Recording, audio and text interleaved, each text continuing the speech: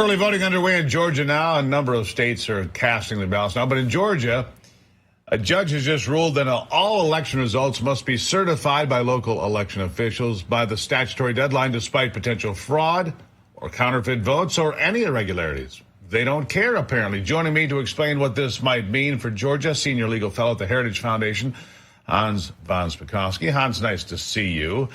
This has been contentious in many states. It seems that, the Democrats claim they want every vote to count, but that's not really true.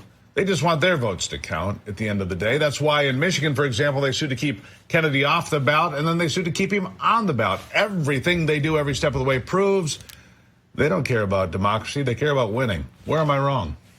Well, no, unfortunately, I think you're correct. Look, this was a bad decision by a bad judge. I just find it astonishing that he would rule that local county election officials who swear an oath to comply with and support the laws of the state, he's saying they have to certify an election no matter what happens. Can you imagine, all the folks who were suing over this, by the way, were all these Democratic and liberal groups. Can you imagine the situation if it was 1965 and a brave county election official saw that local election officials were preventing black voters from getting into the polls and voting? They would be clamoring for him to refuse to certify the election. But now they're saying, oh, no, it doesn't matter what happens. You've got to certify the election. You can't do anything about potential fraud or other problems. To me, it seems that what I hear when you're talking there, Hans, is if there is a batch of illegal aliens that are able to vote in Georgia, however they got there and they voted, and the local election official knows that there was a group of people that came in and voted illegally, doesn't matter. The election's 100 votes one way or the other, doesn't matter. You have to certify anyway. Does this even hold up on appeal? Is there going to be an appeal? Well, it's a very short amount of time before the election for an appeal to go forward. I would hope they would appeal it. Remember I said this was a bad decision by a bad judge. This judge has been overturned multiple times by the Georgia Supreme Court, the latest just a month ago when he suddenly claimed that, for the second time, that Georgia's 5-year-old abortion law was unconstitutional in basically defying a prior decision a year ago by the Georgia Supreme Court that said there's nothing wrong with the law. So that's the kind of judge you have assigned to this case. So again, you've got judicial activism making a decision here. What's the practical impact here, though? What do you honestly think is the practical impact if this holds through Election Day?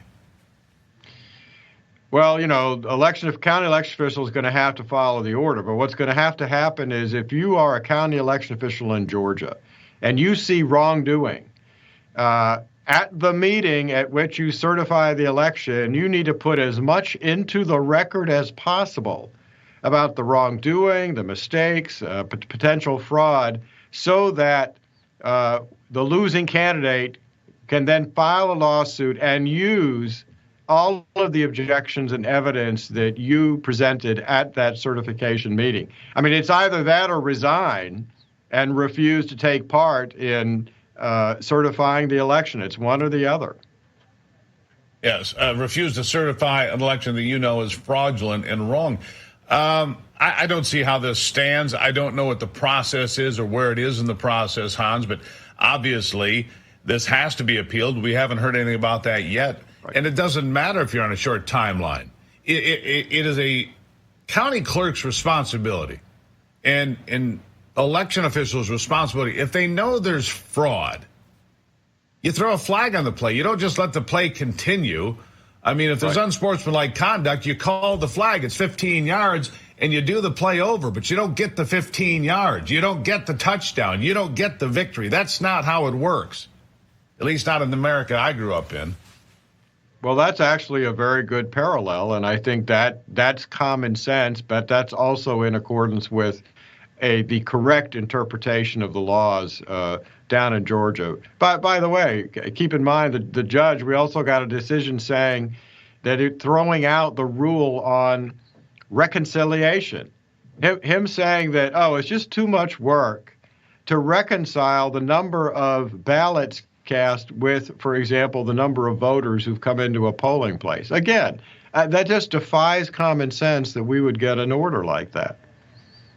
It does. Hans, I guess we'll have to keep an eye on this one. I don't know where it's going, but it's pretty clear. Again, Democrats aren't interested in every vote being counted, just the votes that help them win. That's been clearly obvious for some time. Hans, thank you as always. Thanks for having me.